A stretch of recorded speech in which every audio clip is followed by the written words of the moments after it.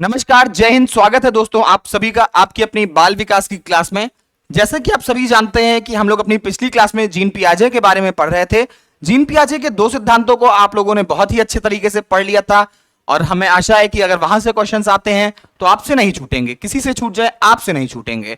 आज की क्लास में हमको बात करनी थी संज्ञानात्मक विकास का सिद्धांत। मैंने आपको कल ही बताया था कि जो सबसे ज्यादा क्वेश्चंस बनते हैं वो यहीं से बनते हैं, पियाजे के संज्ञानात्मक विकास के सिद्धांत से। अंग्रेजी में इसको क्या कहते हैं? तो अंग्रेजी में इसको कहते हैं थ्योरी ऑफ कॉग्निटिव डेवलपमेंट। क्या कहते हैं? थ्योरी ऑफ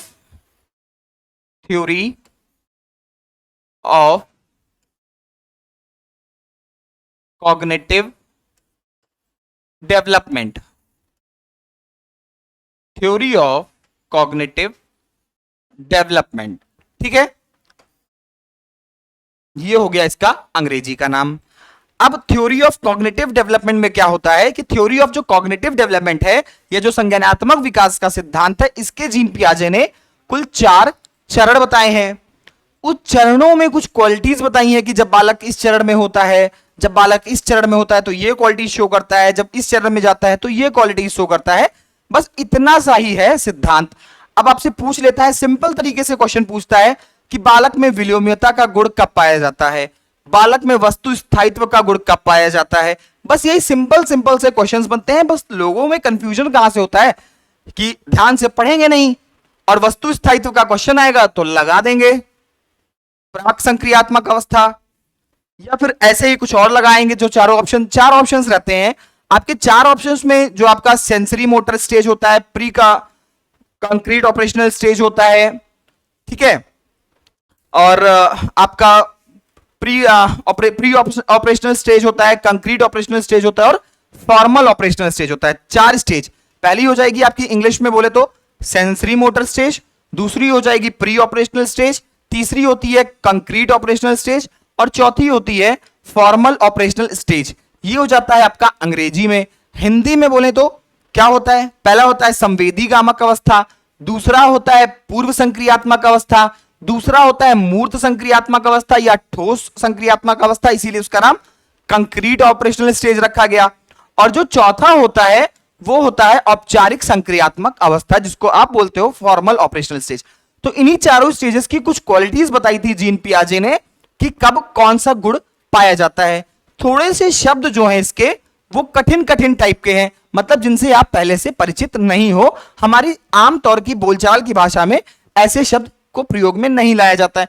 अगर आप उन शब्दों को समझ जाएंगे, अगर आप उन शब्दों को समझ जाएंगे तो आपको 1 मिनट लगेगा यह बताने में कि कौन सा गुण किस स्टेज में पाया जाता है। तो हेडिंग बनाएंगे हम लोग सबसे पहले कुछ प्रमुख शब्द, और उन प्रमुख शब्दों में से वो सारे शब्द जो आपके क्वालिटीज में आने वाले हैं उनको समझ लेंगे। उनको समझने के बाद स्टेजेस 2 मिनट का काम रह जाएगा। तो शुरू करेंगे अपनी आज की क्लास। हेडिंग सब लोग कॉपी पेन लेके बैठेंगे और हेडिंग बनाएंगे कुछ प्रमुख शब्द। पहले शब्दों से परिचित होते हैं, ठीक है। कुछ प्रमुख शब्द, कुछ प्रमुख शब्द। अब चलते हैं हम लोग, और पहला शब्द हमारा जो है उसको हम लोग बोलते हैं संक्रिया। संक्रिया को इंग्लिश में बोलते हैं ऑपरेशन। इसको क्या बोलते हैं इंग्लिश में? ऑपरेशन। गणितीय संक्रिया एक शब्द आप लोगों ने सुन रखा होगा। तो क्या होता है गणितीय संक्रिया में? क्या होता है? Mathematical operation. क्या होता है? Plus minus, multiplication, division. अगर इन चारों की बात करते हैं तो ये गणितीय संक्रिया हो जाता है। इसी चीज पे हम जब किसी चीज पे ऑपरेशन करते हैं, उसको तोड़ मरोड़ कर कुछ पहले जैसा करने की या कुछ नया बनाने की कोशिश करते हैं, तो क्या होता है? वहां पे संक्रिया होती है, वहां पे ऑपरेशन होता है। तो ऑपरेशन या संक्रिया। तो इसको सिंपल इसी तरीके से हम लोग लिखेंगे, किसी वस्तु को किसी वस्तु को तोड़ मरोड़कर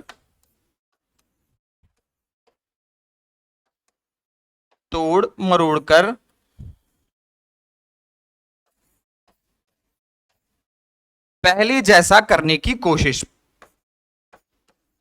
पहले जैसा करने की कोशिश।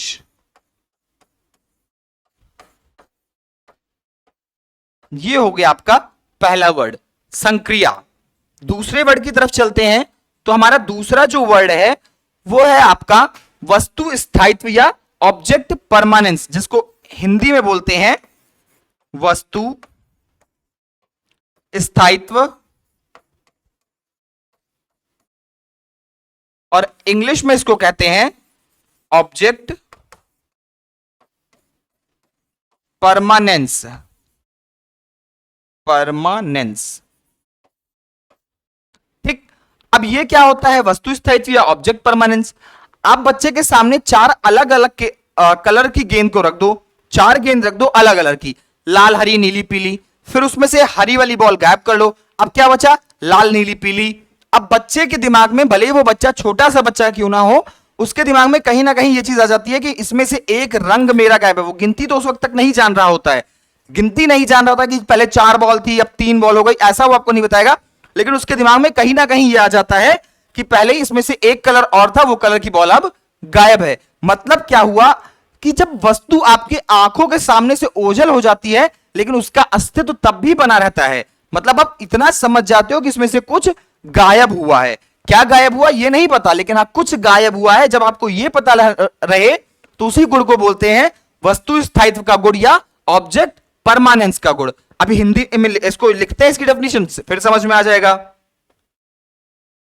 वस्तु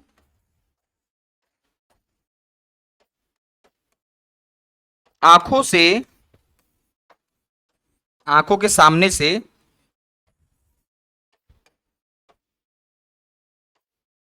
ओझल, वस्तु आंखों से ओझल होने के बाद भी, ओझल होने के बाद भी उसका अस्तित्व बना, उसका अस्तित्व बना रहता है। जब वस्तु आंखों के सामने से ओझल हो जाए फिर भी उसका अस्तित्व बना रहता है। ठीक है, चलिए नेक्स्ट पेज पे चलते हैं और कुछ और शब्द देखते हैं। बहुत ढेर सारे शब्द देखने के, भाई 4 स्टेजेस की क्वालिटी है। मूल प्रवृत्त्यात्मक,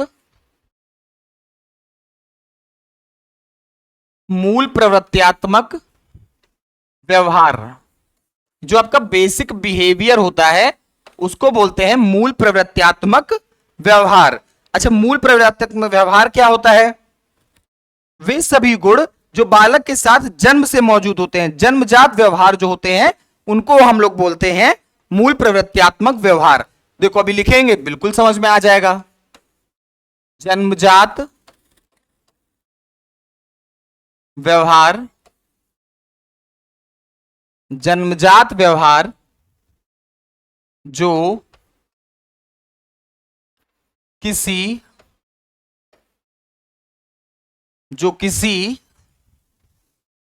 अधिगम का, जन्मजात व्यवहार जो किसी अधिगम का परिणाम ना हो, जन्मजात व्यवहार जो किसी अधिगम का परिणाम ना हो। एग्जाम्पल, अच्छा क्या चीजें होती हैं जो जन्म के साथ आपके अंदर मौजूद होती हैं? आपको कोई हंसना सिखाता है? नहीं ना, ये बचपन से होता है।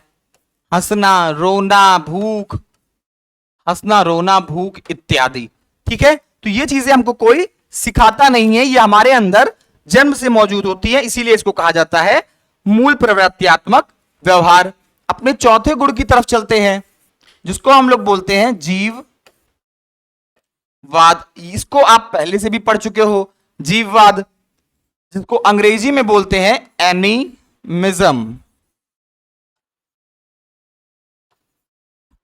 जब आप मृत चीज को जीवित समझते हो तो उसको बोलते हैं जीववाद। जैसे गुड़िया आपके साथ सोएगी, आपके साथ खाना खाएगी, आप अपने जैसे कपड़े अपनी गुड़िया के लिए लेते हो, छोटा बच्चा करता है ना, तो वही वाला गुण है जीववाद। जब मृत चीज को जीवित समझना, मृत को जीवित समझना,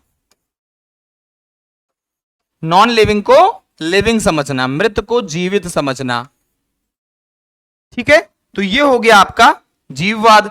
इसके बाद हम लोग को बात करनी है कुछ और शब्दों की। परावर्ती क्रिया, नेक्स्ट वर्ड कौन सा है? परावर्ती क्रिया। परावर्ती क्रिया, इसको इंग्लिश में बोलते हैं रिफ्लेक्स एक्शन।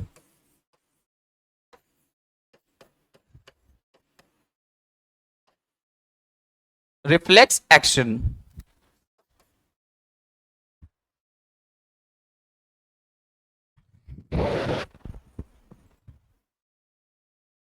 जब बच्चा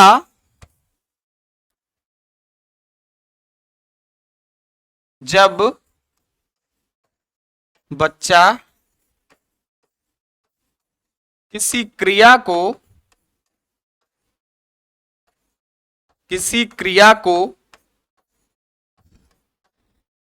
जब बच्चा किसी क्रिया को सीख जाता है,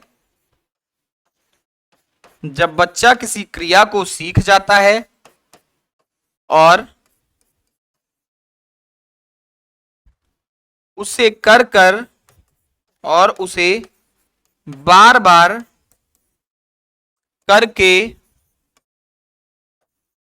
आनंद की अनुभूति करता है, आनंद की अनुभूति करता है। जब बच्चा किसी क्रिया को, जैसे अंगूठा चूसना, बच्चा जब अंगूठा चूसना शुरू कर देता है और उसको सीख जाता है, उसको बड़ा मजा आने लगता है। अब आप बार बार क्या करते हो, नहीं अंगूठा चूसना गंदी बात है, उसके मुंह से हाथ, वो फिर तुरंत अंगूठे को लेके गया मुंह में रख लिया। तो यही होता है रिफ्लेक्स एक्शन। जब बच्चा किसी क्रिया काम को करना सीख जाता है और बार बार उसी काम को करके खुशी महसूस करता है, तो उस एक्शन को क्या बोलते हैं? परावर्ती क्रिया। नेक्स्ट वर्ड हमारा है विलोम्यता।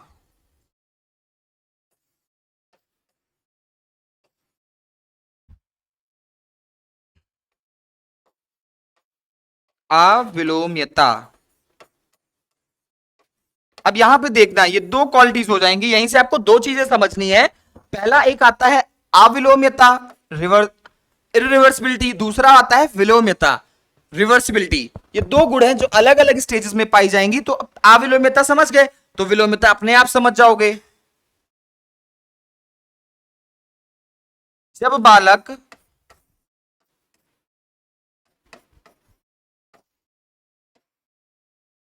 शुरुआती बिंदु पर नहीं पहुंच पाता,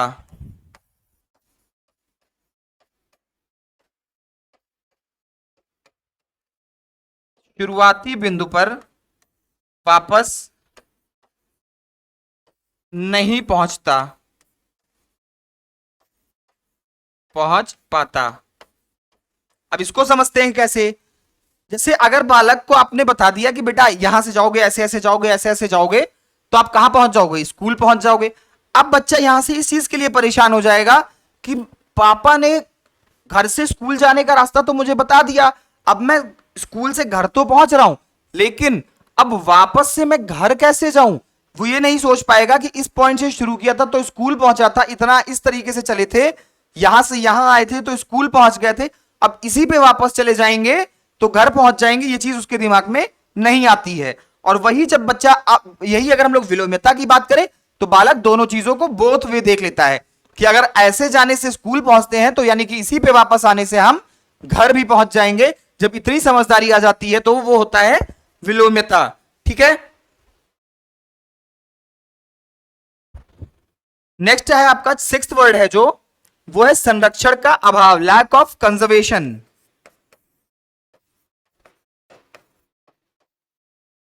संरक्षण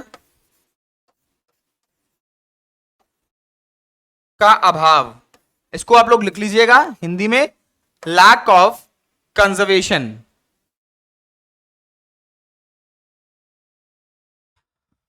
जब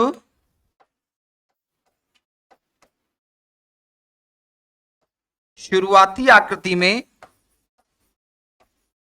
जब शुरुआती आकृति में जब शुरुआती आकृति में कोई बदलाव होने पर जब शुरुआती आकृति में कोई बदलाव होने पर बालक शुरुआती आकृति को याद नहीं रख पाता।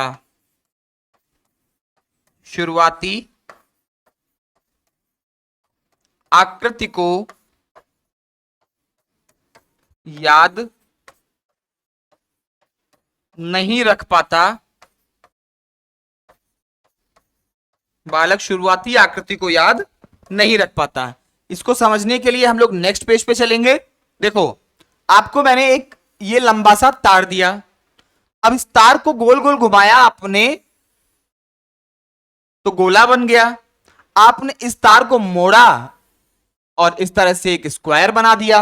आपने इस तार को मोड़ा और एक लंबा चौड़ा रेक्टेंगल बना दिया। अब शुरुआती आकृति क्या थी? तार। आपने बच्चे को एक तार दिखाया, उसने कहा ठीक है एक सीधा तार है। फिर आपने उसको गोला दिखाया, आपने पूछा बेटा तार कहां गया? तो कहेगा मुझे क्या पता तार कहां गया, ये तो गोला है, ये तार कहां है? इसमें उसको तार नजर नहीं आएगा, वो नहीं बता पाएगा कि अभी अभी ये जो सीधी थे इसको आपने गोल गोल घुमा दिया है, इसी वजह से ये गोला बन गया है। आपने बच्चे को तार फिर से मोड़ के दिखाया कि ये देखो तार बन गया। अब फिर से तार को इस तरीके से मोड़ के एक स्क्वायर बना दिया। अब बच्चे से पूछते हैं बेटा तार कहां गया, सीधी वाली तार कहां गई? मुझे तो पता नहीं तार कहां गई।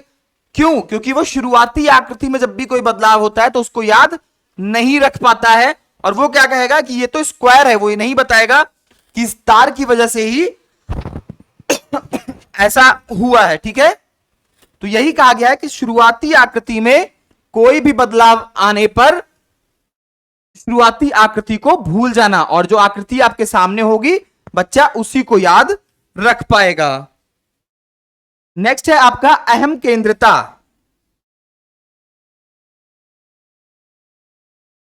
कितने गुण हो गए इधर आपके? 7 हो गए। ठीक है, अब आता है आपका अहम केंद्रता। 8वां क्या है? ये सारे शब्द बहुत इंपॉर्टेंट है, आपके एग्जाम्स में पूछे जाने वाले शब्द हैं। अहम केंद्रता, इंग्लिश में इसको बोलते हैं ईगो सेंट्रिसिटी। अहम केंद्रता को इंग्लिश में क्या बोलते हैं? Ego centricity. ठीक है, अब ये एक चीज और मैं आपको यहां पे बहुत ही अच्छे से एक बात समझा दूं कि वाइगोत्स्की ने एक शब्द दिया था व्यक्तिगत वाक, जिसको इंग्लिश में आप लोग बोलते थे प्राइवेट स्पीच। यहां पे कंफ्यूजन अक्सर रहता है कि व्यक्तिगत वाक, प्राइवेट स्पीच और अहम केंद्रित भाषा, ईगोसेंट्रिक लैंग्वेज, इनमें क्या अंतर है। देखो, जब आप व्यक्तिगत वाक या प्राइवेट स्पीच की बात करते हो वाइगोत्स्की के, तो वहां बच्चा स्वयं से बात करके स्वयं के कार्यों की योजना बनाता है। स्वयं से बात करके स्वयं के कार्यों की योजना बनाता है। और अगर हम बात अहम केंद्रिता या ईगोसेंट्रिसिटी की करते हैं तो यहां क्या करता है? बच्चा हमेशा स्वयं की बात करता है। वहां क्या है? बच्चा स्वयं से बात करता है, यहां बच्चा स्वयं की बात करता है। मतलब जो मैं कह रहा हूं वही सही है, जो मुझे चाहिए वही सही है। जब ऐसी बातें होने लगे तो वहां पे क्या होता है? ईगोसेंट्रिक लैंग्वेज का यूज होता है। और साथ में ईगोसेंट्रिसिटी एक गुण भी है। इसको हम लोग अगर सिंपली हिंदी में समझें तो बच्चे स्वभाव से स्वार्थी होते हैं। बच्चे स्वभाव से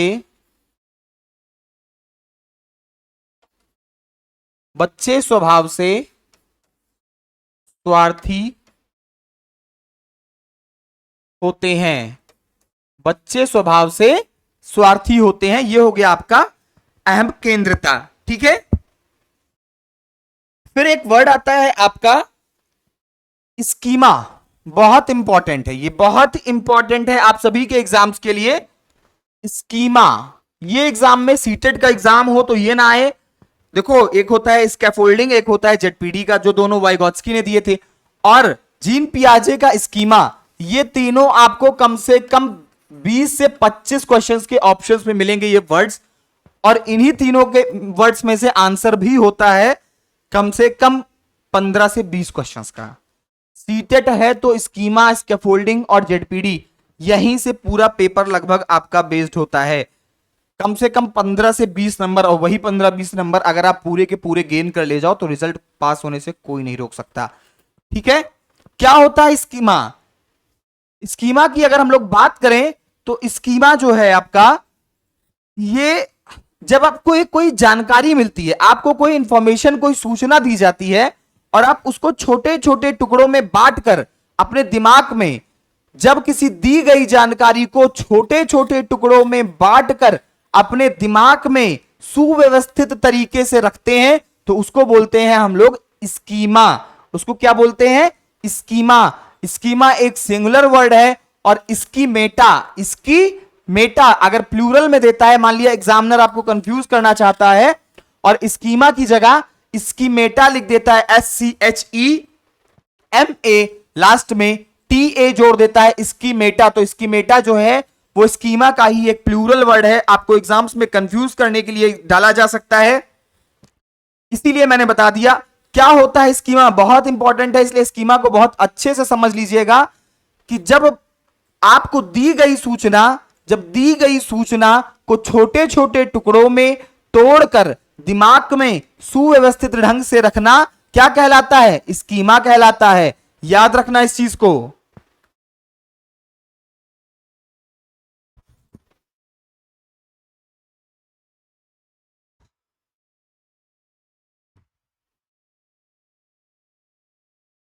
बच्चा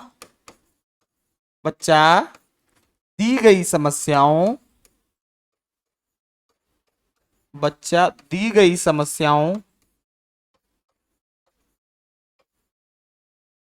को छोटे छोटे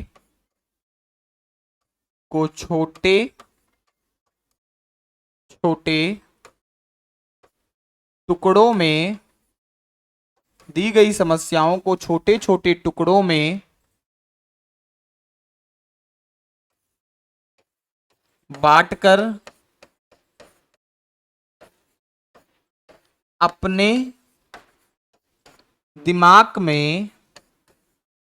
अपने दिमाग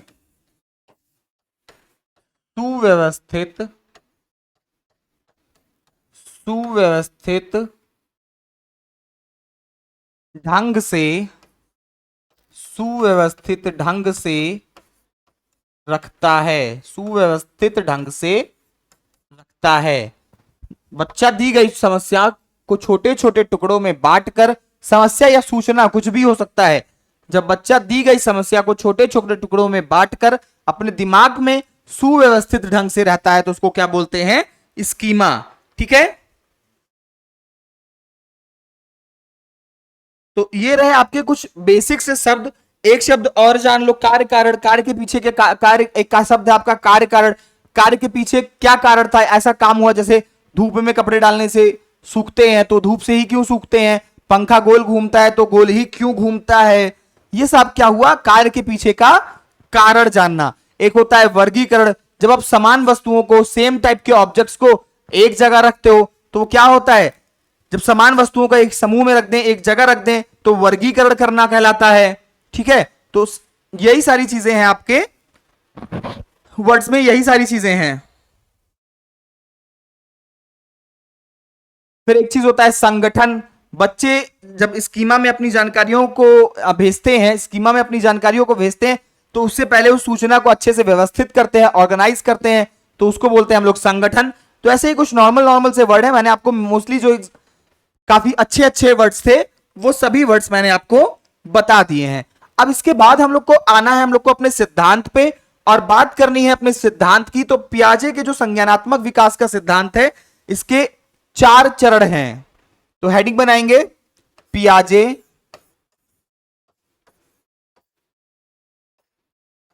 का पियाजे का सॉरी पियाजे के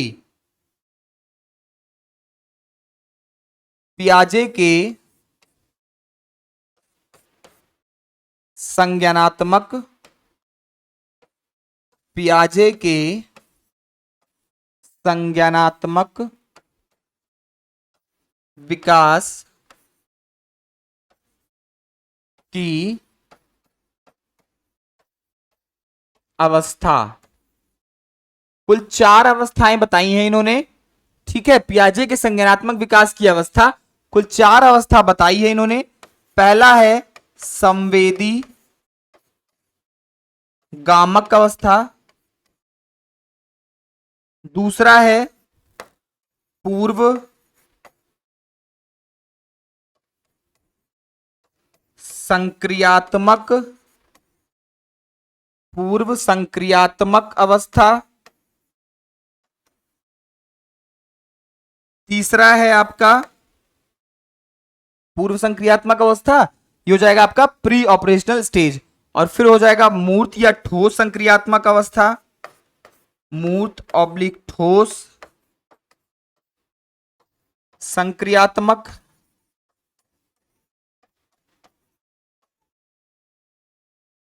और चौथा हो जाएगा आपका औपचारिक संक्रियात्मक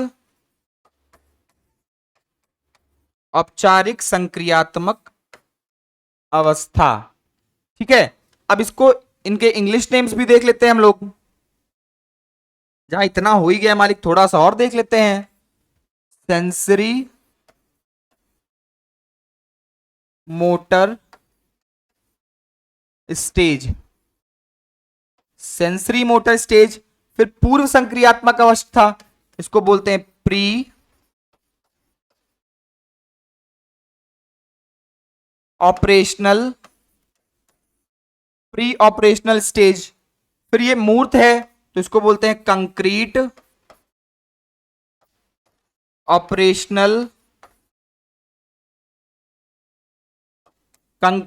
ऑपरेशनल स्टेज, फिर आता है आपका औपचारिक संक्रियात्मक अवस्था, यह है आपका फॉर्मल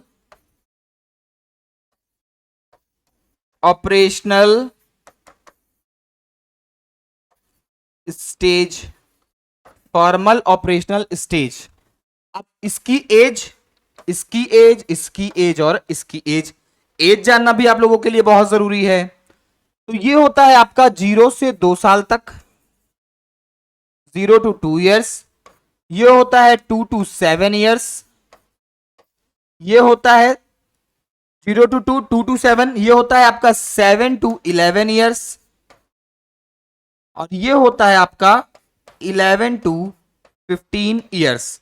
इस पेज का एक स्क्रीनशॉट ले लो, क्योंकि ये पेज ही आपके लिए बहुत काम आने वाला है। ये पेज आपके लिए, यहां पे मैंने आपके संज्ञानात्मक विकास की चारों अवस्थाएं लिख दी हैं, ठीक है। पहला है संवेदी गामक, दूसरा है पूर्व संक्रियात्मक, तीसरा है मूर्त या ठोस संक्रियात्मक, चौथा है औपचारिक संक्रियात्मक, और चौथा औपचारिक संक्रियात्मक, पांचवा है नहीं तो वो मैं बता नहीं सकता, उसके लिए एक और इस अवस्था बतानी पड़ेगी। चलिए, अब मैंने आपको बताया था कि इन सभी अवस्थाओं में एक एक गुण बताए हैं, एक एक गुण बताए हैं किसने, जीन पियाजे ने। तो हम लोग स्टार्ट करेंगे अपने पहले से और देखेंगे कि कौन कौन से गुण पाए जाते हैं। पहला है आपका संवेदी गामक या फिर सेंसरी मोटर स्टेज, संवेदी गामक अवस्था। पहला कौन सा है, संवेदी गामक। एज क्या है इसकी, 0 to 2 years। इंग्लिश में क्या बोलते हैं, सेंसरी मोटर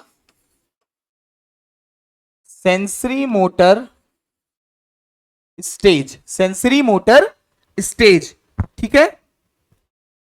अब यहां से एक ऐसे लंबी सी लाइन बनाएंगे और एक एक क्वालिटीज देखते जाएंगे, 1 2 3 4 5 6 7, साथ लिख लेते हैं, ठीक है। देखना आप चीजों को समझना कितना आसान हो जाएगा। पहला क्या है, वस्तु स्थायित्व, जो कि मैंने आपको पहले ही बताया था, ऑब्जेक्ट परमानेंस। वहां से चीजों को समझ ही लिया होगा, तो अब क्वालिटीज लिखना आसान है, आराम से हम लोग क्वालिटीज लिखते चलेंगे। वस्तु स्थायित्व, ऑब्जेक्ट परमानेंस, जब वस्तु आके सामने से ओझल हो जाती है फिर भी उसका अस्तित्व बना रहता है। दूसरा है परावर्ती क्रिया, जो बोलते हैं रिफ्लेक्स एक्शन, बच्चा एक चीज करना सीख जाता है तो बार बार उसी क्रिया को करके आनंद की अनुभूति करता है, ठीक है। फिर होता है मानसिक निरूपण, मानसिक निरूपण। नेक्स्ट है आपका अनुकरण, फॉलो करना, मतलब जैसे बड़ों को करते देखेगा वैसे ही कॉपी करेगा, अनुकरण। फिर आता है आपका मूल प्रवृत्त्यात्मक,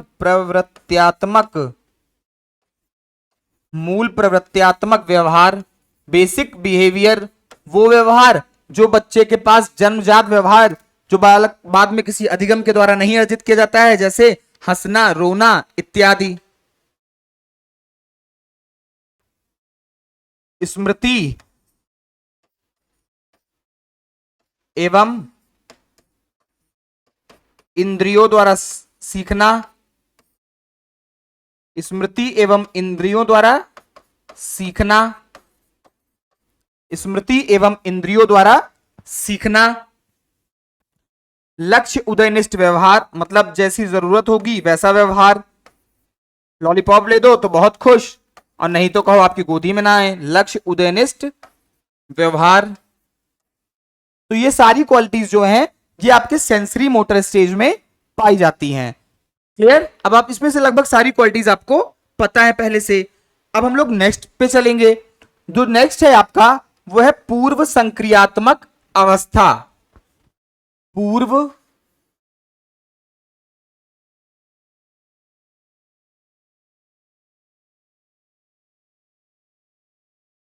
संक्रियात्मक, पूर्व संक्रियात्मक अवस्था, इंग्लिश में क्या बोलते हैं, प्री ऑपरेशनल,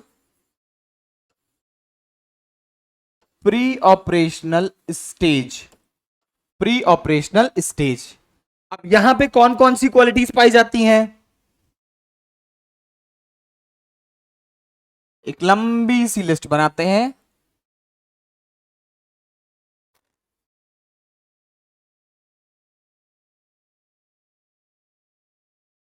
चलो अब यहां से देखते हैं कि कौन कौन सी। देखो यहां पे आपकी सबसे पहली जो क्वालिटी है वो पाई जाएगी अविलोम्यता, अविलोम्यता। दूसरी संरक्षण का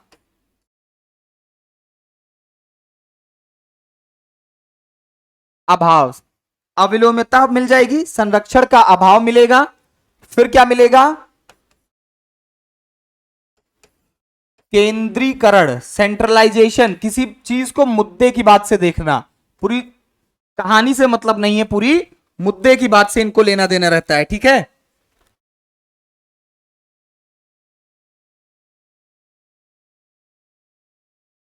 फिर आएगा आपका जीववाद, जीववाद जिसको आप लोग बोलते हो एनिमिज्म, ठीक है। जीव, एक सेकेंड, जीववाद, ये हो गया आपका जीववाद। फिर क्या आता है, दूसरे के दृष्टिकोण को ना समझना, दूसरे के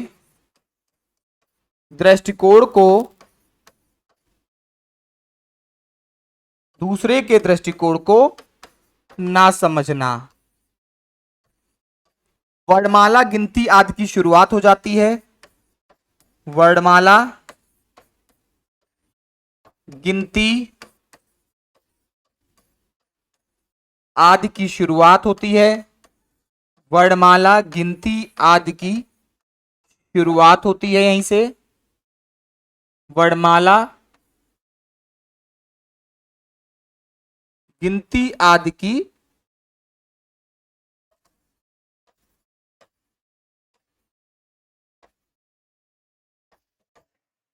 एक सेकंड फिर से लिखते हैं, थोड़ा सा शायद ये गड़बड़ा रहा है। शुरुआत, वर्णमाला गिनती आदि की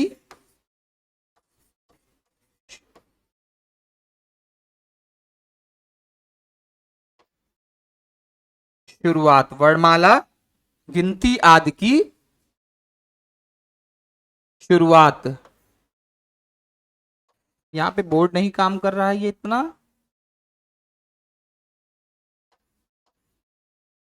वर्णमाला गिनती आदि की शुरुआत, ठीक है। तो यहां पे हो गई वर्णमाला गिनती आदि की शुरुआत। फिर संकेत समझना, साइन लैंग्वेज समझने लगते हैं, संकेत समझना। फिर होता है चिन्ह समझना, चिन्ह समझना, संकेत समझना और चिन्ह समझना। तो यही सारे गुण हैं जो आपके पूर्व संक्रियात्मक अवस्था या प्री ऑपरेशनल स्टेज में पाए जाते हैं। इसके बाद हम लोग को बात करनी है मूर्त संक्रियात्मक अवस्था की।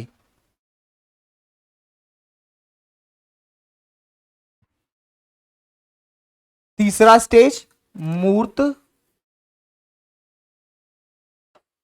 संक्रियात्मक, मूर्त संक्रियात्मक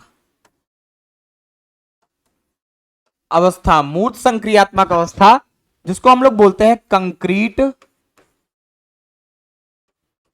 ऑपरेशनल, कंक्रीट ऑपरेशनल स्टेज। अब कंक्रीट ऑपरेशनल स्टेज की भी अपनी क्वालिटीज हैं। वहां क्या था, अविलोम्यता था। ये देखिएगा यहां पे पहला क्या है, अविलोम्यता। अब यहां पे जब बालक पहुंचेगा तो उसके अंदर विलोम्यता का गुण मिलेगा। यहां पहुंचते पहुंचते क्या हो जाएगा, विलोम्यता।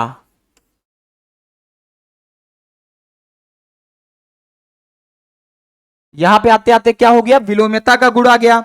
वहां संरक्षण का अभाव था, यहां पे क्या आ जाएगा, संरक्षण आ जाएगा। मतलब जो चीज देखेगा उसको याद कर ले जाएगा।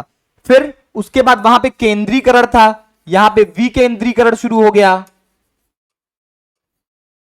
अभी तक आपने जो तीनों देखे वो वहीं का उल्टा हो रहा है, वहां केंद्रीकरण तो यहां पे विकेंद्रीकरण। फिर यहां पे अभी मैंने आपको बताया था कार्य कारण संबंध, तो यहां पे वो जानना शुरू करता है कि कोई चीज हो रही है तो क्यों हो रही है, कार्य कारण संबंध, कार्य कारण संबंध हो गया यहां पे। फिर उसके बाद क्या आएगा आपका, श्रृंखला, एक क्रम बच्चा जानने लगता है, श्रृंखला निर्माण। अब श्रृंखला निर्माण शुरू हो गया। श्रृंखला निर्माण के बाद क्रम परिपक्व वर्गीकरण, वर्गीकरण लिख सकते हैं, वर्गीकरण, वर्गीकरण हो गया। वर्गीकरण के बाद तार्किक चिंतन की कहीं ना कहीं यहीं से शुरुआत हो जाती है। देखो चिंतन बहुत कम, अगर पूछता है एग्जाम में कहीं ना कहीं कंफ्यूजन होता है, मूर्त चिंतन की शुरुआत बालक में कब से होती है, तो आपका आंसर हो जाएगा मूर्त संक्रियात्मक अवस्था।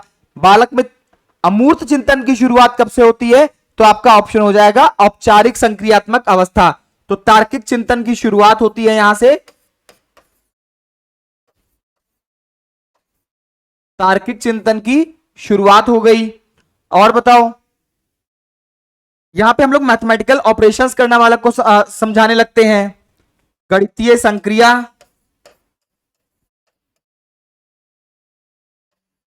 गणितीय गणितीय संक्रिया। और फिर गणितीय संक्रिया के बाद गणितीय संक्रिया, गणितीय संक्रिया, गणितीय संक्रिया के बाद क्या आ जाएगा आपका, आकार आदि की समझ आ जाएगी। आकार, आकार आदि की समझ हो जाएगी, आकार आदि की समझ हो जाएगी।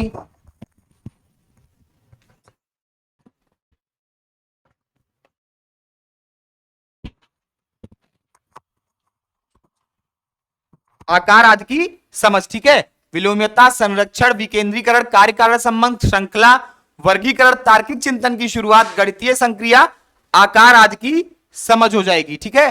अब इसके बाद हम लोग को देखना है अपना लास्ट, औपचारिक संक्रियात्मक अवस्था। चौथा है आपका औपचारिक संक्रियात्मक औपचारिक संक्रियात्मक अवस्था। इसको हम लोग इंग्लिश में क्या बोलते हैं? Formal operational stage. Formal operational stage, ये हो गई आपकी लास्ट वाली स्टेज, जो कि 11 से 15 साल तक चलती है।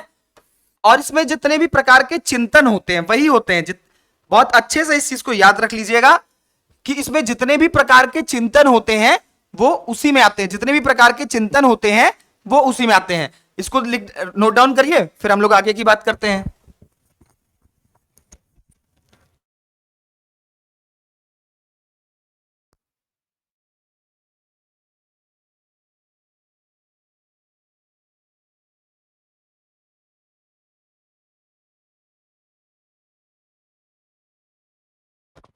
चलिए नोट डाउन कर लिया। चलिए देखते हैं इसमें क्या क्या क्वालिटीज आती हैं, ठीक है। फॉर्मल ऑपरेशनल स्टेज, मैंने क्या बताया इसमें सभी प्रकार के चिंतन। देखो अगर मूर्त चिंतन कब की शुरुआत कब से होती है, तो इसके पीछे वाला जो कंक्रीट ऑपरेशनल स्टेज था वही आंसर होगा। यहां पे क्या होगा? अमूर्त चिंतन। अमूर्त चिंतन हो, यहां पे अमूर्त चिंतन शुरू हो जाएगा। परिकल्पना निर्माण, मतलब आप कोई चीज इमेजिन करके और ऑब्जेक्ट्स बनाना शुरू कर देंगे। इसको ऐसे जोड़ दे, इसको ऐसे जोड़ दे, तो ऐसा हो जाता। आप इमेजिन करना शुरू कर देते हो कि ऐसी ऐसी चीजें हम कर सकते हैं। तो परिकल्पना निर्माण, परिकल्पना निर्माण, ये दूसरा हो गया आपका। तीसरा हो जाएगा आपका अपसारी चिंतन। अपसारी चिंतन। और चौथा हो जाएगा आपका मूर्त चिंतन जो है आपका, सॉरी तार्किक चिंतन जो है आपका, वो परिपक्व हो जाएगा। शुरुआत कहां पे हुआ था? शुरुआत हुई थी कंक्रीट ऑपरेशनल स्टेज में, लेकिन परिपक्व कहां होगा? औपचारिक संक्रियात्मक अवस्था में। अब यहां से आप तार्किक चिंतन बहुत ही अच्छे से कर पाओगे। तो क्या हो जाएगा? तार्किक चिंतन, तार्किक चिंतन परिपक्व।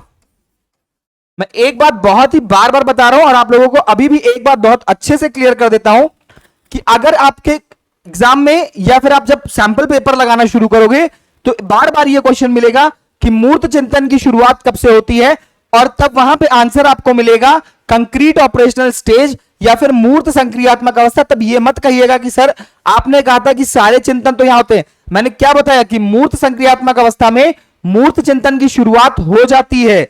मूर्त, लेकिन अगर अमूर्त चिंतन की शुरुआत कब से होती है आपसे एग्जाम में पूछेगा, तो 101% आपका करेक्ट आंसर होगा औपचारिक संक्रियात्मक अवस्था। एक बार मैं फिर से बैक करता हूं, आप सभी चारों स्टेजेस को देख लीजिए। पहला ये हो गया आपका संवेदीगामक अवस्था। अगर कहीं से कोई भी दिक्कत आ रही हो तो अभी भी आप कमेंट करके उस चीज को पूछ सकते हो कि सर ये वाली क्वालिटी मुझे समझ में नहीं आई। नेक्स्ट है आपका पूर्व संक्रियात्मक अवस्था। वैसे मैंने सारे शब्द आपको समझा दिए हैं, तभी शुरुआत की थी इनकी। फिर आते हैं मूर्त संक्रियात्मक अवस्था, जिसमें इतने सारे आपके गुण हैं। उसके बाद आता है आपका औपचारिक संक्रियात्मक अवस्था। क्या आता है आपका? औपचारिक संक्रियात्मक अवस्था, जहां पे सभी प्रकार के चिंतन ही है और कुछ भी नहीं है, ठीक है। तो कुछ बातें और करते हैं। एक हेडिंग बनाइएगा प्रमुख बिंदु करके, की पॉइंट्स। नेक्स्ट हेडिंग रहेगी आपकी की पॉइंट्स, ठीक है।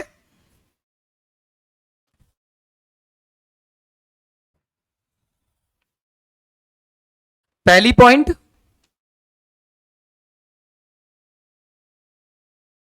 पियाजे के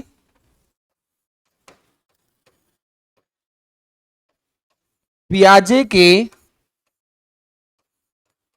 सभी क्रम, पियाजे के सभी क्रम स्थिर हैं।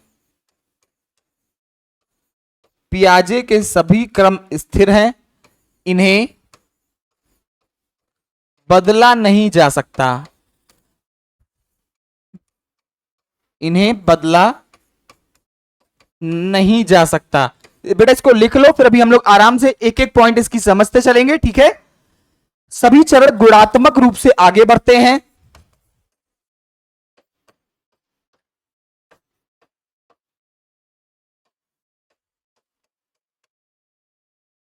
सभी चरण गुणात्मक रूप से,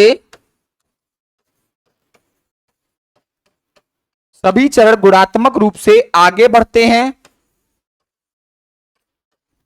सभी चरण गुणात्मक रूप से आगे बढ़ते हैं।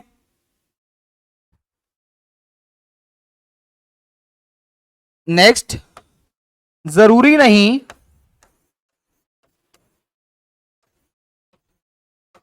कि गुण, जरूरी नहीं कि गुण उसी अवस्था में आए, जरूरी नहीं कि गुण उसी अवस्था में आए, बल्कि पिछली अवस्था में ही,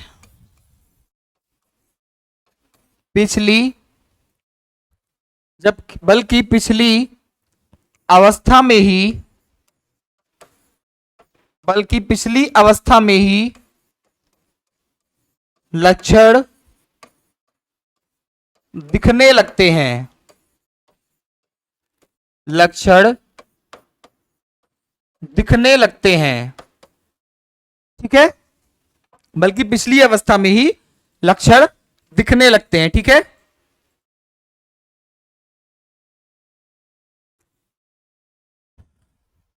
पियाजे कुछ समय के लिए, पियाजे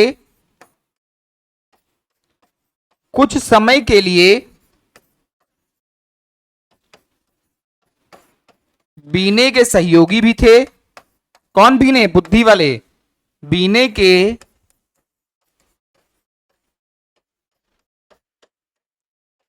के सहयोगी भी थे।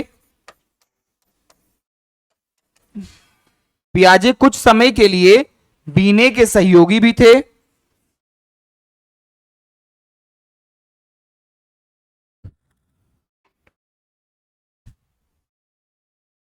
नेक्स्ट, पियाजे, ये आपका क्वेश्चन जो है, ये जो मैं लाइन लिख रहा हूं, ये आपके एग्जाम में आया हुआ क्वेश्चन है, फिल इन द ब्लैंक्स में आया था, ठीक है। पियाजे मानते थे कि बुजुर्गों की पहले बच्चों की बच्चों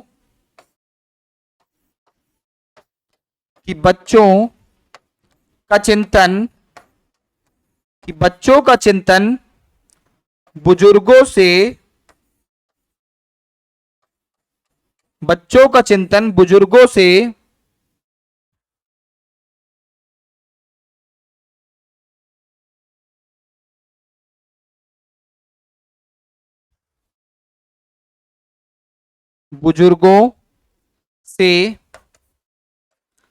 प्रकार एवं मात्रा दोनों में अलग, प्रकार एवं मात्रा दोनों में अलग होते हैं, ठीक है। अब यहां पे देखने वाली चीज क्या है, ये वर्ड्स आए थे आपके एग्जाम में, प्रकार एवं मात्रा। फिल इन द ब्लैंक में ऑप्शन था कि पियाजे मानते थे कि बच्चों का चिंतन, पियाजे मानते थे कि बच्चों का चिंतन बुजुर्गों से डैश एवं डैश दोनों में अलग होते हैं। ऑप्शन में आपके था प्रकार एवं मात्रा, मात्रा एवं प्रकार, और दो ऑप्शंस ऐसे और बनाए थे, और वहां पे आपका बिल्कुल सही आंसर था प्रकार एवं मात्रा दोनों में अलग होते हैं। तो ये पॉइंट आपके लिए काफी ज्यादा इंपॉर्टेंट है। पियाजे मानते थे, वैसे आपकी सारी लाइनें यहां से बहुत इंपॉर्टेंट है। अब एक एक करके इन लाइनों को हम लोग समझते हैं। देखो पहला क्या कहा है कि पियाजे के सभी क्रम स्थिर है, इन्हें बदला नहीं जा सकता। भाई अब बिल्कुल कॉमन सी बात है कि संवेदी गामक अवस्था है तो वो सबसे पहले आएगी। अब भाई बच्चे में पहले अविलोम्यता आएगी, पहले ना समझ होगा बच्चा, बाद में धीरे धीरे समझदार होता चलेगा। अब इसको हम लोग उल्टा तो कर नहीं सकते, तो वही कहा है कि पियाजे के सभी क्रम स्थिर है, इन्हें बदला नहीं जा सकता। अब पता चलता है कि आपने उल्टा कर दिया कि बच्चा पहले बहुत अच्छे से, जब शैशवावस्था में था तो बच्चा बहुत अच्छे से चिंतन कर रहा था, अब जब बड़ा हो गया तो उसको चीजें भी नहीं याद रहती हैं, उसके अंदर समझदारी नाम की भी कोई चीज नहीं है, अहम केंद्रता आ गई है, ऐसा तो कभी नहीं होगा ना। तो इसीलिए इस क्रम को उल्टा नहीं किया जा सकता। सभी चर गुणात्मक रूप से आगे बढ़ते हैं, जरूरी नहीं कि गुण उसी अवस्था में आए। अब भाई जरूरी नहीं है, कोई जल्दी मैच्योर हो जाता है, कोई धीरे धीरे मैच्योर होता है, तो जरूरी थोड़ी ना है कि एकदम से अचानक से 7 साल के हुए, 11 साल के हुए तो फट से चिंतन करना शुरू करना, नहीं, उसके कुछ दिन पहले से धीरे धीरे गुण दिखने शुरू हो जाते हैं। हो सकता है कि जो 11 साल में होने वाला है वो आपके 10वें साल में दिखने लगे, और यह हो सकता है जो 11 साल में होने वाला है उसमें आप थोड़ा कम मैच्योर हो पाए तो वो गुण आपके अंदर धीरे धीरे 12वें साल में दिखे। तो बिल्कुल सही बात कही है कि जरूरी नहीं कि गुण उसी अवस्था में आए, बल्कि गुण पिछली अवस्था में ही लक्षण दिखने लगते हैं। तो एक नॉर्मल सी लाइन कि पियाजे कुछ समय के लिए बीने के सहयोगी भी थे। पियाजे मानते थे कि बच्चों का चिंतन बुजुर्गों से प्रकार एवं मात्रा दोनों में अलग होते हैं। तो इस लाइन को याद रख लीजिएगा बिल्कुल ऐसे कि ऐसे कि पियाजे मानते थे कि बच्चों का चिंतन, मतलब जो इस हिसाब से बच्चे सोचते हैं वो बिल्कुल ही अलग सोचते हैं बुजुर्गों से, बड़े अलग सोचते हैं और बुजुर्ग अलग सोचते हैं। ठीक है, इसके बाद एक पॉइंट हमारी सिर्फ और बचेगी, और वो बचेगी जो बहुत ही इंपॉर्टेंट रहती है आपके लिए आपके एग्जाम्स में। बुक पियाजे का यह सिद्धांत, पियाजे का संज्ञानात्मक विकास का सिद्धांत किस किताब से लिया गया है, यह है आज का क्वेश्चन। द साइकोलॉजी ऑफ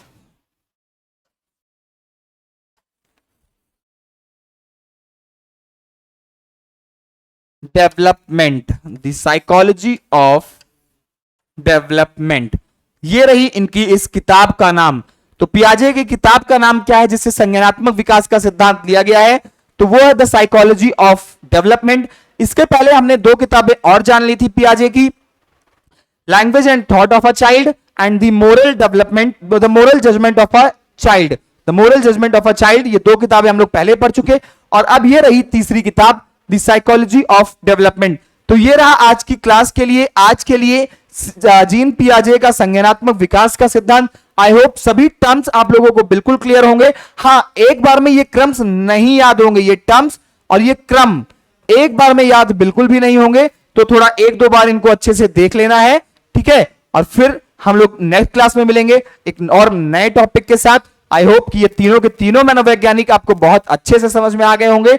नहीं आए होंगे तो बार बार 2 बार 3 बार वीडियो प्ले करके देख लीजिएगा, फिर नहीं समझ में आएगा तो फिर बताइएगा। ये वाली क्लास हम लोग फिर से करेंगे क्योंकि यहां से क्वेश्चंस आने फिक्स्ड हैं। तो आज की क्लास को बस यहीं तक रखते हैं, तब तक के लिए टाटा बाय बाय, जय हिंद।